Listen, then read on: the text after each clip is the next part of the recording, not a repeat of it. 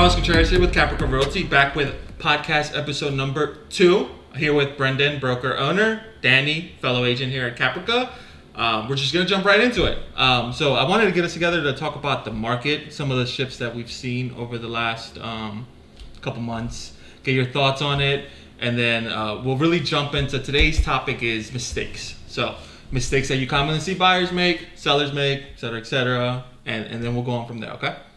So I wanted to talk about interest rates. So interest rates took kind of a not so great turn, right? So we were seeing them get better and better after having hit their high point at 7 and some change. They dropped down to like 5 3/4, I believe was their low. And now they're back up to 6 1/4 as of like 2 days ago. So not that great. So I wanted to get your input on like why you think that is and where do you feel that's going. So we'll start with Brendan. Right on. So look, it's a funny thing. It's one of those bits where this is going to sound a little bit abstract, but so here's the deal. The jobs market report that just came out was better than people expected, which might be like, wait. So if things did better, why did our rates get worse? Here's the thing. A lot of times the stock market and Wall Street, they don't like things if they're different than what they expect. So where they're expecting around 100,000 new jobs, they reported about 500,000 new jobs. I actually saw that the other day. Last night I was watching a video, and it was like, this is the most new jobs in a market in a 4-year presidential term ever. Right, but so here's the nuance though. There's some people are saying that some of it is a little bit like BS, as in like a lot of seasonal, temporary type work, etc. And so it's one of those things where we might see let's say a correction or something that comes out, a little bit down the road and be like, well, maybe they're not all like real $500,000 jobs, etc. But regardless, the whole thing is this. Right now you have two things that are kind of going on. You have the Fed, whose primary thing right now has been to fight inflation. So they want to slow down the market. And one of the ways they slow down the market is they keep increasing the short-term borrowing rate. And so they want to slow down the economy.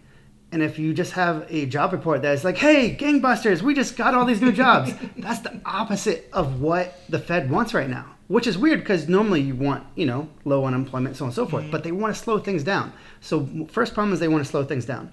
The second thing is no one, not even Powell, the chairman, was expecting such a good job report. And because that difference, a lot of Wall Street was like, whoa, wait a second, that's not what we're expecting. So we saw an increase that was kind of like a knee-jerk reaction because it was different than what they're expecting. So I wouldn't be surprised to see in the next 60 to 90 days those numbers to start to tick back down because it'll take a little bit of time to kind of react from that knee-jerk reaction.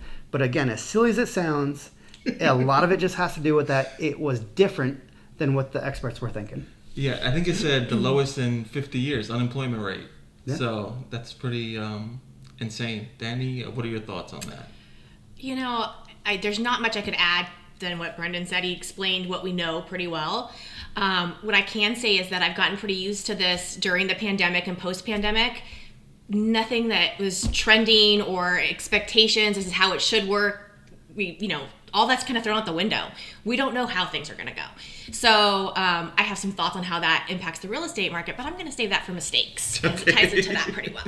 Okay. And so I was looking up some stats the other day, inventory stats and closed sales, and specifically to the Annapolis market. Mm-hmm. And so I looked up the details since October. So the numbers are from October closed sales till last month. So we went from 162 deals closed in October to 93 deals closed in November to 66 deals closed in December to 61 deals closed last month. Do you think we hit our low point? Or do you think February will be lower? I think we've already hit our low point. I think things are speeding up. See, I think February is going to be lower. And if not, just like literally right at the same spot, because you saw last month and this month was pretty much the same.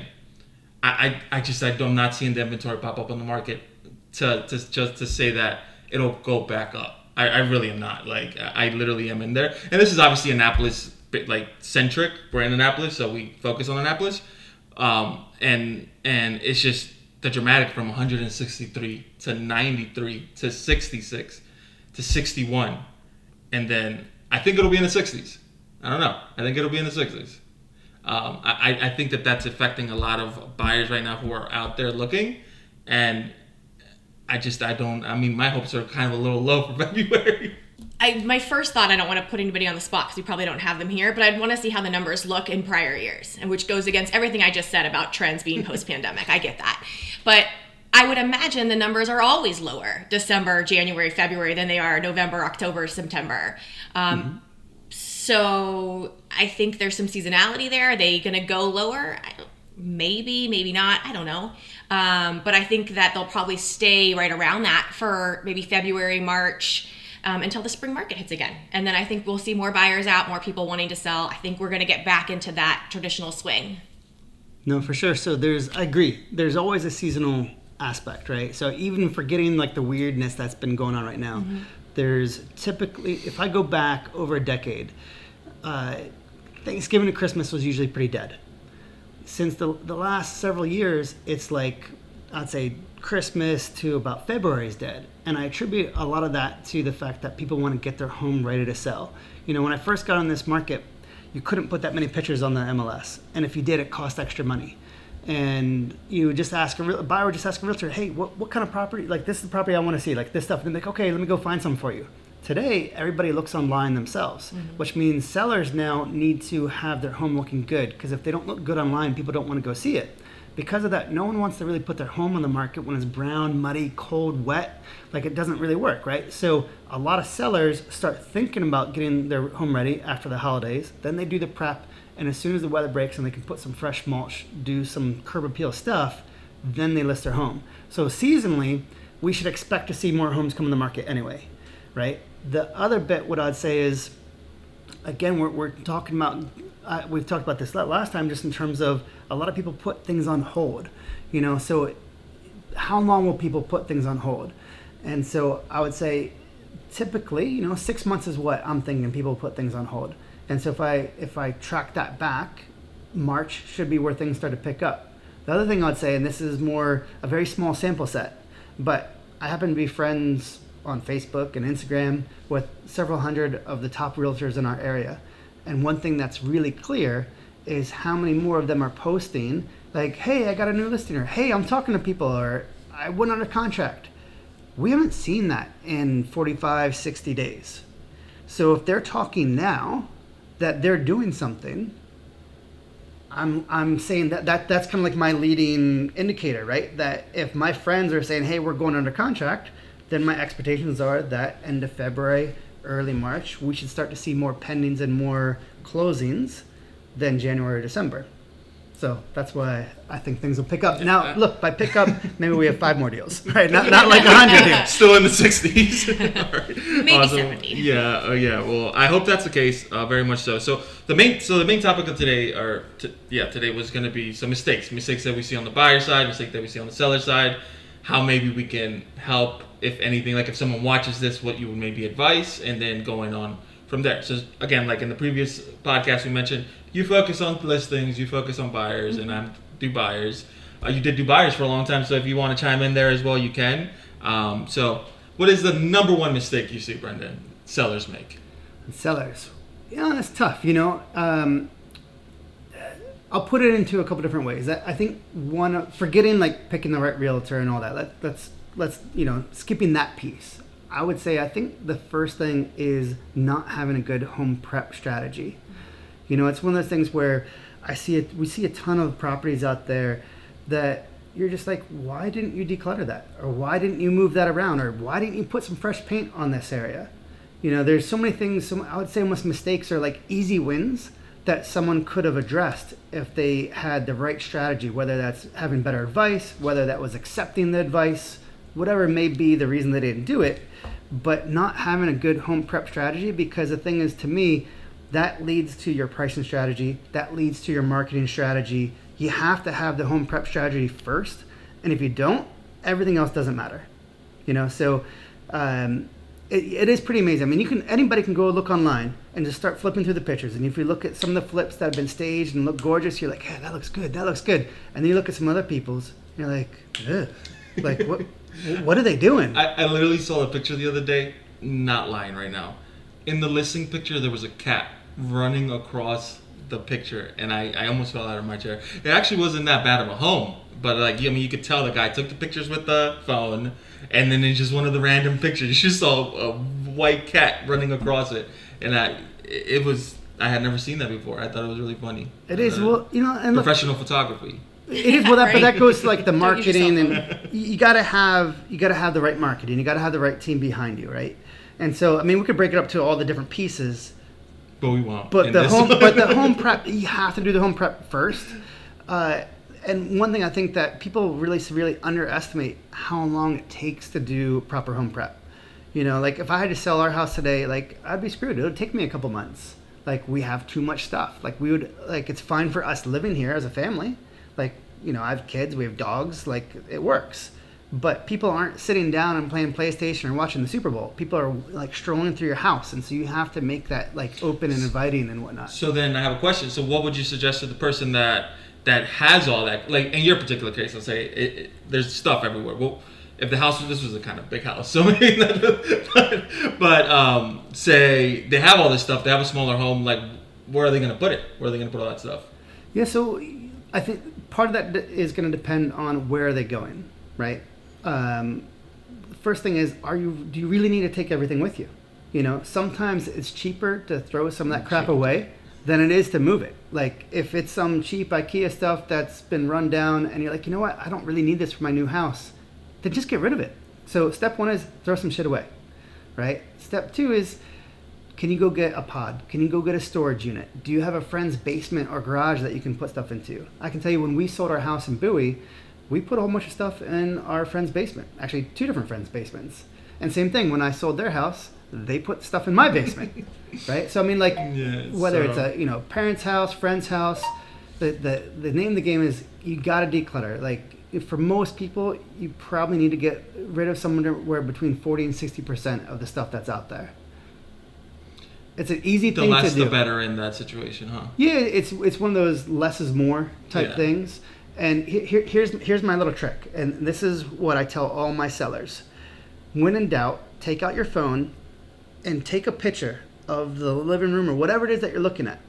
I know we're gonna have professional photos, all that, but take a look at it and look at that and be like, this is what people are gonna see online. Is there too much crap there? Do you have 20 chairs and couches and, you know, it might be great to lounge around, but look how cluttered and look how small the area looks with all that stuff. Is every flat surface covered? You know, does it need a fresh coat of paint? How do you have different light bulbs going on? Like, there's so many things that you just look at that. You look at your phone and you're like, eh. I've been with you on a listing appointment, and you do notice all of those things, especially the temperature of the bulbs and stuff. And I find that. So, number one mistake is home prep. Yes. Let me add to that from somewhat of a client perspective. So as we mentioned in the last podcast, before I became a realtor with Caprika, I was a client of Brendan's. And our first home we had bought when I was pregnant with our son. Fast forward a few years, now we have a toddler, and I'm pregnant with what will be my daughter, and we realize our house is too small. We think we want to put it on the market. So we invited Brendan over just to and this was 2015, so different market. Mm-hmm. You know, and the decluttering, I think, was the biggest surprise for me, because we're thinking, okay, well, we'll just stash things in closets. And he's like, no, you can't do that, because people are going to look in the closet. And if there's a bunch of stuff in the closet, they're going to know your home doesn't have enough storage in it. Like, well, so you got to clean out the closet? So we have, you know, all the baby stuff, all the toddler stuff, all of our living stuff. We ended up using every bit of space in our attic that we possibly could. And then we also had to rent some storage. We used an outdoor shed. But really, I mean, it's every space. You know, maybe under the beds. I've had some clients say they'll store things in the washing machine because they're hoping no one will look there. But the closets, things like that you normally are your default, your cabinets, you know, you think you can push things in your cabinets, people are going to open those if they want to buy your house. And if things come pulling out of the closet or out of the cabinets, no one's going to, you know, they're going to notice that there's a lack of storage, and that's going to cause a concern. So it's really important. Okay. So home prep. And so on the buy side, what would you say is the biggest mistake? Maybe now in this market, what is the biggest mistake buyers are making? Well, I think this is the biggest mistake that buyers make in any market. And it goes back to what I was saying before. It's trying to play the market instead of playing your circumstances. So many people we saw, especially over the last couple of years, it's going to continue. fully believe it's going to continue as we see some of these market trends, but people want to make sure they're not, paying too much for a house, or they're concerned about the rates, right? So people are all upset because the rates are high. Well, if they wait, we don't know that they're not going to go higher. So if you need to move, let's say you're moving for a job, you're moving for school, you're moving for more space, but you're waiting for the rates to go down, how much of your life are you willing to waste in circumstances you're not happy with for rates that you can't control? Same thing with houses. People think that the houses out here are overpriced. We hear that all the time. It's what they cost. So if it's what you want, it's what you have to pay. We can debate whether or not you think it's worth it. And if your personal circumstances say, I can't afford this house, then yes, this house is too much for you. Let's find you a different house. But just to say the house is overpriced, it doesn't get you anything. And so I see so many buyers get wrapped up in these things that are really, they are what they are. Will the house go down in value? Maybe. Will it go up? Maybe. Were the rates going to change? Maybe. But you need to decide what you can afford, a monthly budget, what's your monthly amount look like? And with today's circumstances, what does that mean you can pay for a house? Have an agent who can be creative when it comes to negotiation for you to maybe get some closing help, things like that. But at the end of the day, if you're waiting for the market conditions to be your perfect scenario, you could wait forever. And I think that's the biggest mistake people make, is getting stuck in that trap of, well, what if I don't, get the best deal? What if you don't? Are you going to love living in this house? Because that's really a year from now, 2 years from now, if you love where you live, you're not going to think about, I wish I would have waited, or you're going to be thinking about how much you love living where you're at. The opposite of that is if you don't do that and you hate where you live, a couple years from now, you're going to be like, I really hate where I live and I wish I would have done something different. So I think that's the biggest mistake they make, is trying to play the market. There's a saying, best time to buy a house was 10 years ago. And in 10 years, the best time to buy a house would have been today. And I think that holds true. For me personally, the biggest mistake that I see buyers make, like literally every week, is they'll want to start their shopping before they've actually talked to somebody about what their budget will be, or even had the conversation of a budget. They want to start shopping, like, I want X, Y, and Z in my home, and this is what I want. And then they start shopping and looking at the price ranges, and they talk to a loan officer or a lender, and they tell them maybe a budget that's under that, and it completely, like, I don't love doing it. I do it every once in a while just because some people, they won't, like, they just want you to take them out before talking to a loan officer. But I feel like that is a mistake, because if you go out there and you find the perfect home, and then you talk to the loan officer and he's like, you're approved for $50,000 under what this home is worth, it's going to crush you. Like, if you find the perfect home and you can't afford it, it's going to be like, oh, well, now I have to settle for something less. Or now I have to settle for a townhome instead of a single family, or less acreage, or whatever the case may be, right? I think that in my experience, that is what I've seen is a big mistake that buyers make. So look, I agree with both of you. I love everything you just said, Danny. I think it's spot on. Especially, as a newer agent, to really feel that already is amazing. To add on a little bit to what you're saying, which ties actually into what Carlos was just saying, is that expectations. And it's one of those things where I feel like some things are a little bit arbitrary. So for an example, people come to us and they say, I want a $450,000 house. Not 451, not 455, 450. And you're like, okay. Is there something magical about 450? Nope, that's my number. But the problem is, if they want to be in a subdivision that is 475, if the subdivision is 400, hey, you're golden, right? Like, hey, you got room to spare. The problem is, a lot of times I feel like there's an arbitrary number, because they just say, well, this is the max I'm willing to spend. But it's not tied to anything. It's not necessarily tied to what their monthly payment is. It's not necessarily tied to anything at all. It's almost arbitrary. And it's almost like cutting off your nose to spite your face, where to me it should be, what are your goals? What are you trying to get into? And do your goals, do they work with your budget? If they don't, they don't. Then we gotta regroup, right? But if they do, then great, we're good.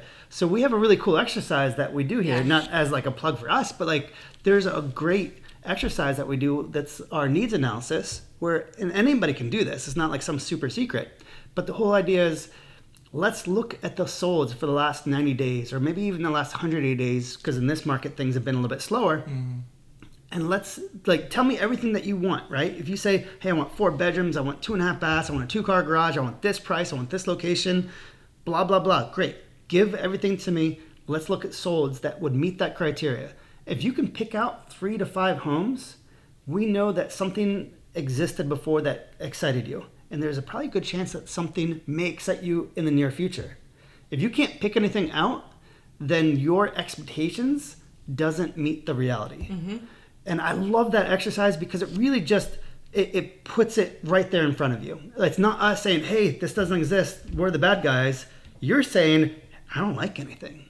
Okay, well then we need to regroup. Is it price? Is it maybe you need 3 bedrooms instead of 4 bedrooms? How will you use those bedrooms? Do you really need a 4th bedroom? Or could we have maybe an extra room that's not necessarily a legal bedroom for that office? We got to get into the nitty gritty of why do you want this stuff?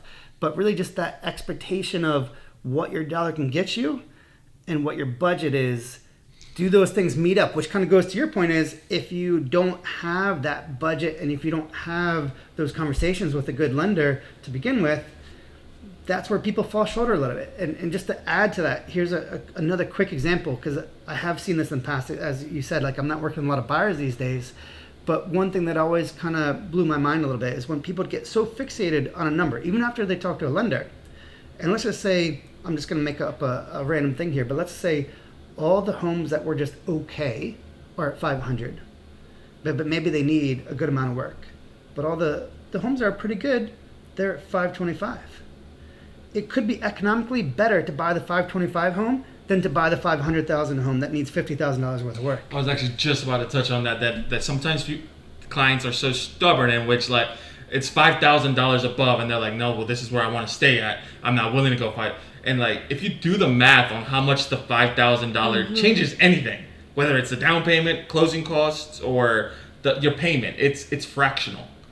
For the home that you want, it's fractional. Like $5,000. I mean, I don't have a calculator right now. I won't do the math, but it's like a $15, $25 difference in the larger scheme of things. Right. But you're fixated on it's $400,000 instead of $405,000 or whatever the case may be. That it goes. You need someone to help you break that down, whether it's the agent that you're working with or the loan officer that you're working with. Someone has to help with that. No, for sure. It's stepping back. And so that's the key thing. And that's one thing I want to be clear is I know for our entire company, we don't ever want to be like, you got to spend more money. Our goal is not for people to be eating ramen and house poor, but they need to know. You can say, hey, look, if you don't want to go this high, I get it. No problem. But I want you to know, you saw these other houses. This house needs this much work. This house is a little bit more expensive, but doesn't need all this work.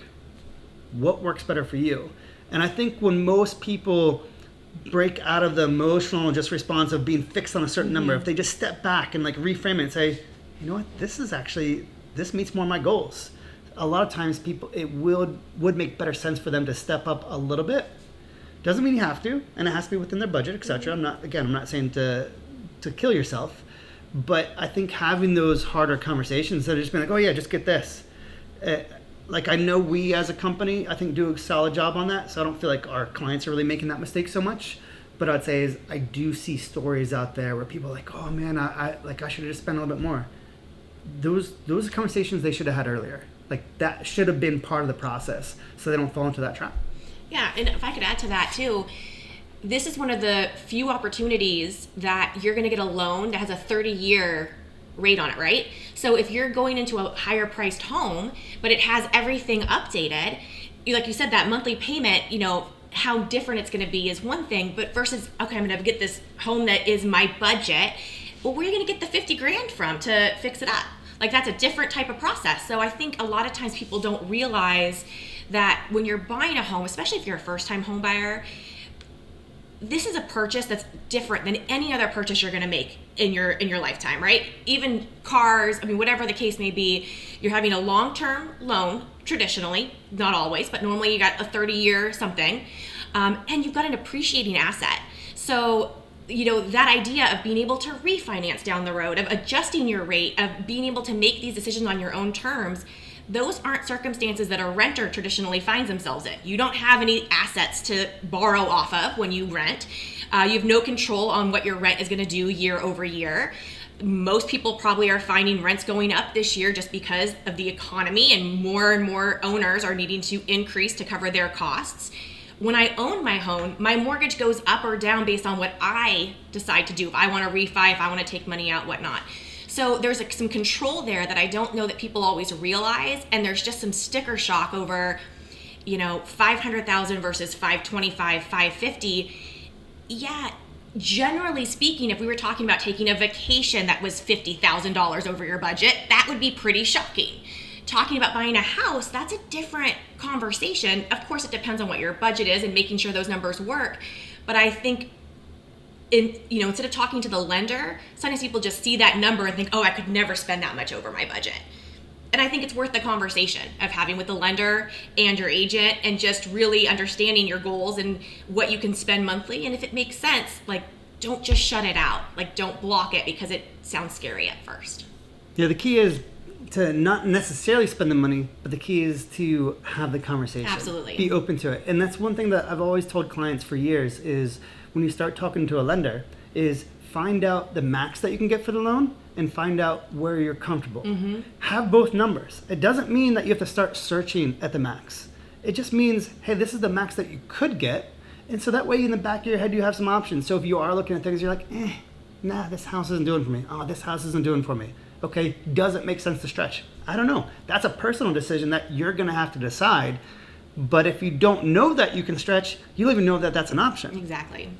And I think it's worth putting a quick plug here for some of the lenders, or the importance of a lender, especially that's probably another mistake I see buyers make, right? Is they're on Rocket Mortgage and they're like, oh, I'm pre-qualified. Okay, that's fantastic. However, when it comes down to actually buying a house, for me as your agent, I think of myself as kind of a project manager in the transaction, once it gets under contract and even beforehand. But we're going to have title. We're going to have the listing agent. We're going to have the lender. I want to be able to work with all of those people. And I have some buyers right now. They've got, a number in mind. We're thinking about stretching it a little bit. We were on a Sunday, about seeing homes. I make a call to their lender, who's a local lender that I've done some work with. Can you get me some price sheets for this price, and this price? So that we can have this conversation. So then when I see them, I can say, hey, I got the paperwork for you. Let's take a look at these numbers. And they were shocked to see the price difference was within still their reasonable amount of budget, and they were willing to write an offer off of that. I can't call Rocket Mortgage on a Sunday and be like, hey, can you make some price sheets for me? That's not a relationship I have built there. Or, any of the, just picking on them, for example. Has that relationship built. Right. Maybe, somebody and not me. But so I just think it's really important to remind people that when your agent is stressing the importance of some of the local relationships they have built, it's not because we're getting kickbacks under the table or there's it's illegal. None of that, right? It's because we want to make this the easiest, most it's going to be a stressful process to buy a home. It always is. But if I can alleviate as much of that stress as possible by making sure you have the right people in play and that I can be coordinating that for you, that's I think of my job as an agent. It's more than just finding you a house. It's getting you into that house without you losing years off your life. So that's why we make that recommendation and why I think it's so important.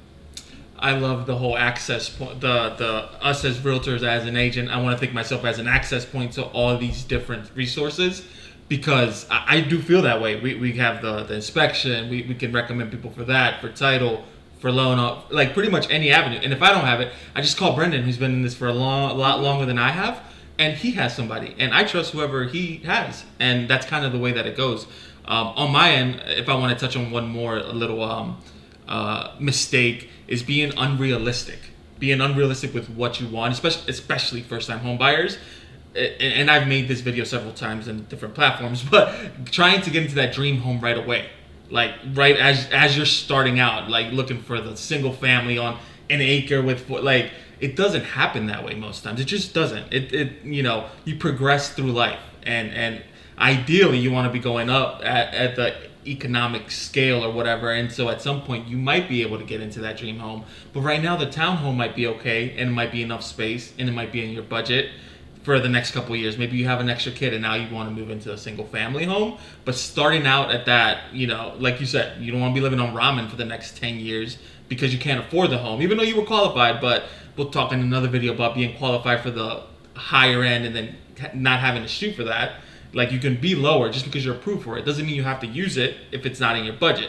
If you're expecting some type of wage decrease or something, right? Or out of the country, I don't know, whatever the case may be, right? You don't have to start off in that $5, $6, $7, and $100,000 home and above for your first home. It's just most people don't. I think the average is 7 to 10 years in the first home, and then you move on. Then you buy the dream home, or then you move on to another one. Then you buy, like, there's just different ways to reach it, and I don't think people fully understand the fact that most people that you see in the, like, for example, yourself, right? I think you would consider your home maybe a dream home. Am I correct? Close to it. Sure. Yeah. Close to it. Yeah. Did you start here? No, of course not. Not even close. Yeah. Dude, So our first home had fire damage, mold damage, carpenter ants, termite damage, and leaking roof. Now we knew that. I didn't actually know about the carpenter ants, but I knew the rest. I knew the rest when I was going in. I mean, it was a complete fixer-upper.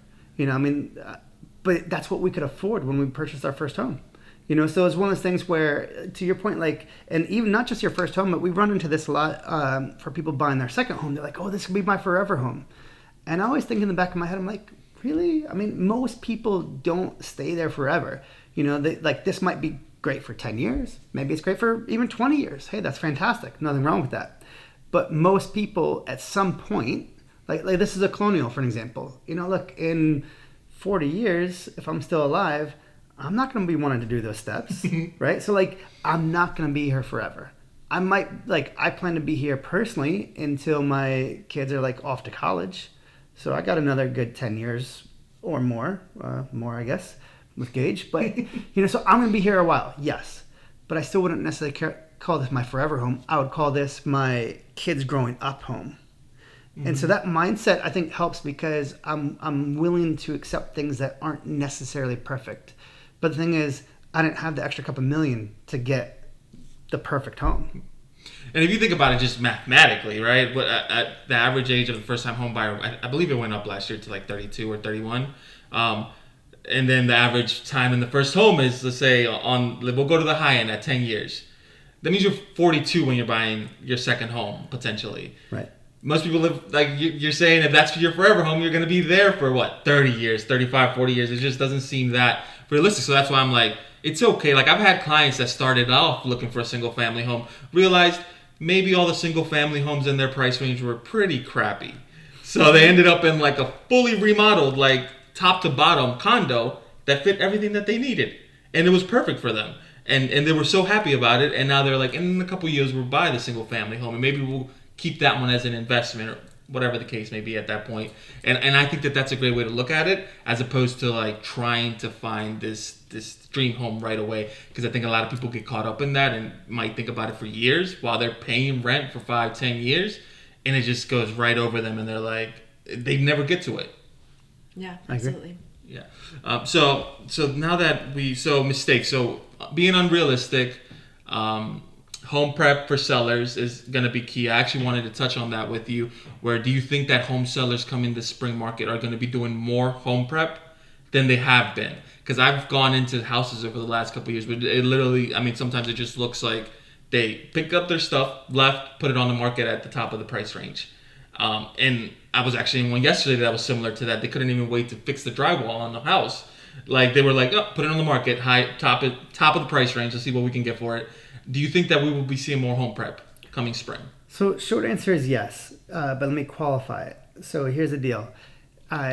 When it's a seller's market and things are flying off the cuff, you'll have a lot of discount brokers out there. You'll have sellers like, I don't need to fix all this because anybody's just going to buy my house. So you have these sort of attitudes that come out. And I would also say you have a ton of agents out there that don't necessarily know how to have the tough conversations and don't know how to properly advise their clients on a strategy. And so one of the things that's going on right now, because the real estate market basically really kind of slowed down / paused since about Thanksgiving, and it's only now starting to pick back up, there's going to be a ton of agents that get out of the business. And most of the agents that are going to get out of the business are the people that don't know what they're doing. And so I don't mean any disrespect for them, but they're not the professionals. They're the people who are wannabe agents. So it's one of those things where the people who are going to make it are the people who they've already built their business. They already know what they're doing, right? So if the better agents are the ones who are around to give the advice, and the sellers are saying, okay, things are a little bit slower. What do I have to do to get top dollar for my house? Well, guess what one of those things is? Have a home prep strategy, right? Like, it's not rocket science here. Like, do the things. Now, I will say there are some homes that maybe you should do very little for and price it out. And that's okay. That is a strategy. It's still a home prep strategy, whatever that strategy is. There's other situations where you maybe just need to remove a few roadblocks. And other ones you need to do a full rehab. It all depends on the math. Does it make sense? Does it not? What are their motivations, timeline, etc.? But to answer your question is, I think because homes are now not just going to be flying off the market as quickly as they were, sellers are going to say, okay, yep, fine. I have to do a few things to get my house ready to sell. And I think you'll have more quality agents out there saying, hey, look, if you want this kind of price or you want to sell this quickly, you really do need to declutter. You really do need this fresh paint, or we need to replace that carpet. There's things that you're going to have to do. So yeah, absolutely. We should see a better quality of homes come on the market this year.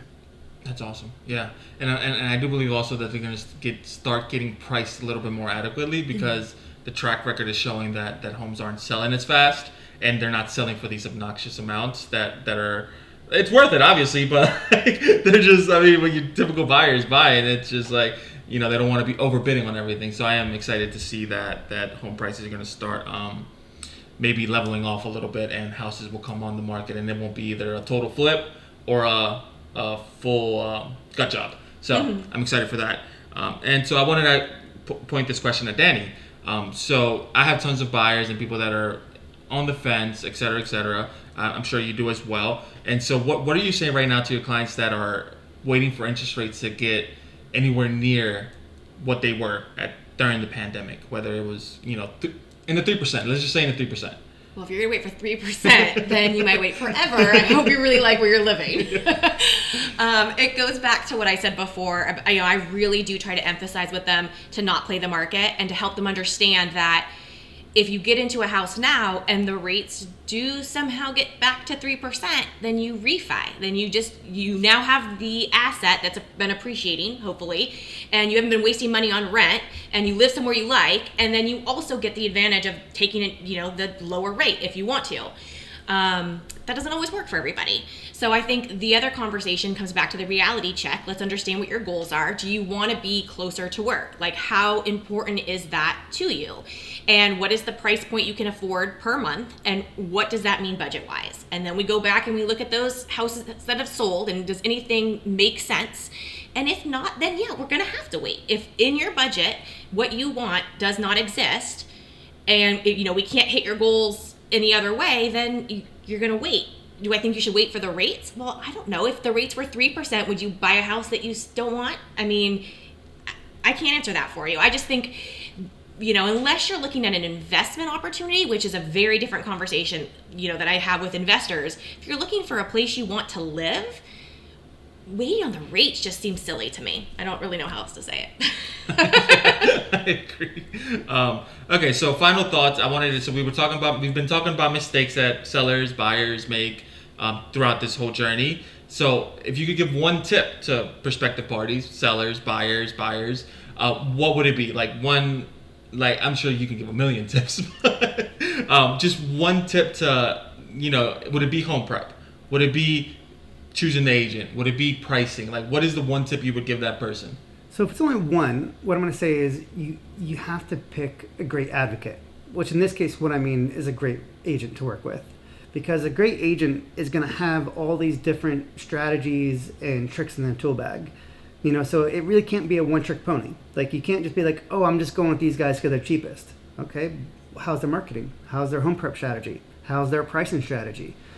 Do they, can they give you all the different advice that you need to make it through this transaction? So what I'm going to say is you have to be comfortable with the agent. You have to believe in their ways of working, because if you don't, then it's not a good fit. I'm not saying that they're right or wrong, but you have to sort of philosophically be like, hey, I like the way these people work. I like the way they do things. And look, even on the marketing side, here's something super simple that you can do. Look at some of their previous listings and look at their pictures. Do their pictures suck? Is it Their with the pictures phone? suck. Like, why are you even talking to them? You know, like, if they can't get that right, how's the rest of the transaction going to go? Like, you got to have a professional who's going to hold your hand, who's going to work with you. Because at the end of the day, the realtor, they don't make the price. They can help you get you the best price that you can get for your home, but it's still market driven. So my job as an agent is to try to give you options. To say, hey, look, if you do this home prep and we market this way, this is what we should try to get. If we don't do these things, this is what we can try to get. Which do you like? And you work with that person to have a strategy that's going to make sense. Versus the non-professional who just comes in and says, oh, do these things because you have to. Oh, we're going to price it at this because this is the price. There should be a conversation. It should be a team event. Like, this should be, you guys are sort of almost married at the hip to get through this time. So you got to believe in it. And so I think sort of jumping the gun and not really doing due diligence to understand what all those pieces look like would be the thing to kind of look out for. Okay, so you heard it here first. Number one tip to sellers is choose Caprika to sell your house. Exactly. There we go. That's what I heard. That's the translation, yes. Translation. All right, and Danny, what would be your number one tip to a buyer looking in the upcoming market? Surprisingly, it's the same. Choosing Caprika? Choosing a Caprika. If you're not local, then find a good agent in your area, but one that you have a good rapport with. So I think, understanding, their communication style, their workflow, like, are they going to be available? All those types of things is important, but also, are they going to take the time to understand your goals? That's the number one piece of feedback I get back from my buyers after our transaction, is they really felt supported along the way. And I don't have to get emotional about their transaction. They're going to, no matter who they are, because it's a house and it matters. So when they walk into a house that they can afford, but maybe it doesn't hit the goals like we had talked about, I'm going to be the one that says, hey, I'm going to write the offer if you want, but I want to remind you, this is further from where you work than you are currently. And you told me that was your number one thing. Like, why don't we test drive this a few times during rush hour traffic and see if that really feels like the lifestyle that you want? I'm going to be that person for them, because do I want them to buy a house with me? Absolutely. Do I want them to buy a house they're going to hate 6 months from now? No, under no circumstance. If I can prevent that, I'm going to do everything I can to do so. Now, not everything is going to be known up front. There's things that are not going to be, you can't forecast, but I'm going to do my due diligence up front to really understand all of those nuances. So when we get in the emotional process, I can talk them off the ledge. And I think that's what having a really good buyer agent makes the difference for. And I don't know that so many people really do themselves justice. I think they find an agent a lot of times, especially for their first house, and they just kind of stick with them. Like, they saw a few houses with them and now they feel like they owe them loyalty or something. I know I did on our first transaction. We did not use Brendan, we used somebody else. And after a few houses, we found the one that we wanted to write a contract on, and it just started becoming very apparent that we did not have an advocate on our side. We had a paperwork filler-outer, for lack of a better word, right? And at the point where we had finally decided to say we want a different agent, we had already signed agency on that house, and we didn't want to let the house go, so we let it ride. We just, we ended up with that. We never called her again, and that's how we ended up finding Brendan. But having that experience of what that agent is versus a Caprika agent who really puts in the time, it's night and day. And I don't know that buyers take that as seriously as sellers do. So same advice is find an agent you gel with, that you feel has your best interests at heart, and will have those real life conversations and not just say what they, not every house should be perfect for you. If it is, you probably should look for somebody else. Perfect. Sure. How about you? Choose Caprika. That's my number. No, so I mean, it's just along the same lines of you all. I'm a big advocate for budgeting for everything, whether it's on a sale, whether it's on the buy. I think that budgeting, especially for me on the buy, it's everything. Because if, let's say, you want to buy a home and this is the monthly payment that you can afford, we'll think about, do you have a car note? Are you going to have a car note? Mm-hmm. Are your kids going to go to private school? Are you going to want to do X, Y, and Z? And I think all those things matter when it comes to buying a home, and that you should know that even before that. You could do that on your own. You could do that with one of us. I think that stuff is super important. And a lot of people just talk to the lender, get approved, and now they're like, okay, let's go buy the home. And then they get the estimated monthly mortgage, and they're like, hold on, I can't afford this. And I think that is a step that a lot of people skip, because they saw a home that they like, and all of a sudden they're halfway in the process. And just a quick note on what you said, statistically, most people work with the first person that touches base with them, whether it's online, whatever. And as we know, if you sign up on any portal online, you will get reached out to by several people for the next couple of months. But anyways, thanks. So thanks for this conversation. It was lovely. And that's it for this one. My name's Carlos with Caprika Realty. You can follow me at Carlos Maryland Realtor, TikTok, Instagram, Facebook, anywhere. Brendan? Yeah, Brendan Spear. You can follow on Annapolis Digs on YouTube. You can find me on Facebook, Instagram, all the things. I'm easy to look up. Just put my name in. I'm all over. Danny? I'm Danny Lozano, and you can find me. I am the Hippie House Hunter on every social media platform. Thanks for watching and listening. Bye.